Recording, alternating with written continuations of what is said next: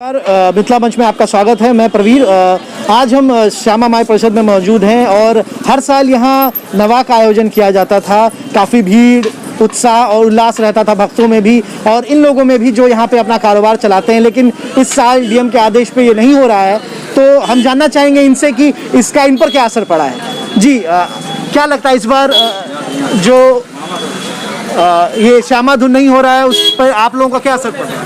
देखिए, श्यामा धुन नहीं होने का मतलब है कि हम लोग के यहाँ बहुत बड़ा क्षति हो रहा है। इस साल हम लोग के लिए बहुत बड़ा ही क्षति हुआ बिजनेस के पर्पज से, और ऊपर से श्यामा माई धुन नहीं हो रहा हम लोग के लिए मने नहीं के बराबर हम लोग का मने आय पर होगा।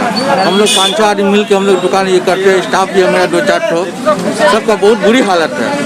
और आशा करते हैं कि ये हमारे प्रधानमंत्री जो हम लोग के स्वास्थ्य के लिए ही और हम लोग के रक्षा के लिए ही मैंने ऐसा प्रोग्राम किया गया है।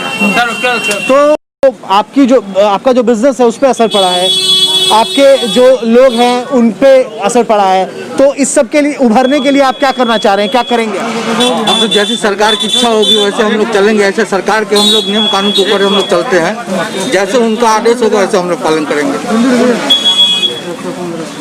तो और हम लोगों से जानने की कोशिश करते हैं।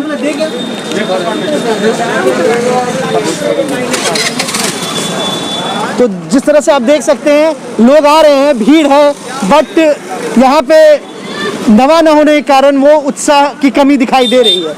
तो सर, हम आपसे जानना चाहेंगे इस बार श्यामा माई नवा नहीं हो रहा है, इसके बारे में आप क्या कहना चाहते हैं? क्या कहेंगे, नुकसान का जगह नहीं हो रहा है। किस तरह से असर पड़ा है आपके बिजनेस पे इसका? वो तो देखिए रहा है, गाँव में होता तो दुकानदारी होता था, दुकानदारी नहीं है।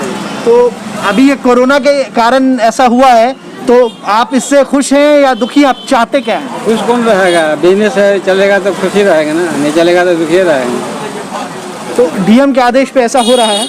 खैर, हम और भी दुकानदार हैं, हम उनसे भी जानते हैं उनका क्या हाल है। सच मायनों में असर तो पड़ा है, लेकिन जी इस बार नवा नहीं हो रहा है, तो क्या कहना चाहेंगे इसके बारे में? क्या बोले, हम लोग का पूरा नुकसान हो गया है। समाज के लिए अच्छा ही हुआ, नहीं हुआ तो भीड़ भाड़ में कोरोना और बढ़ जाता। इसके देखते हुए डीएम का आदेश जो आया उसका पालन करना पड़ेगा। सभी कर रहे हैं, हम भी लोग करेंगे।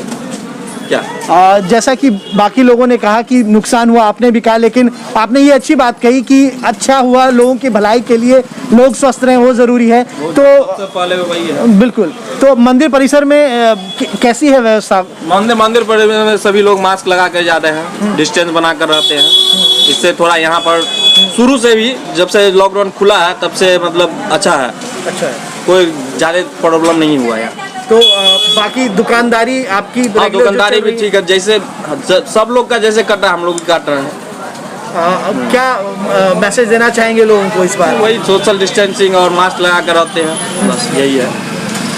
तो जैसा कि आपने अभी देखा, दुकानदार की क्या राय है इन कोरोना के चक्कर में जो नवा नहीं हो पा रहा उसके बारे में।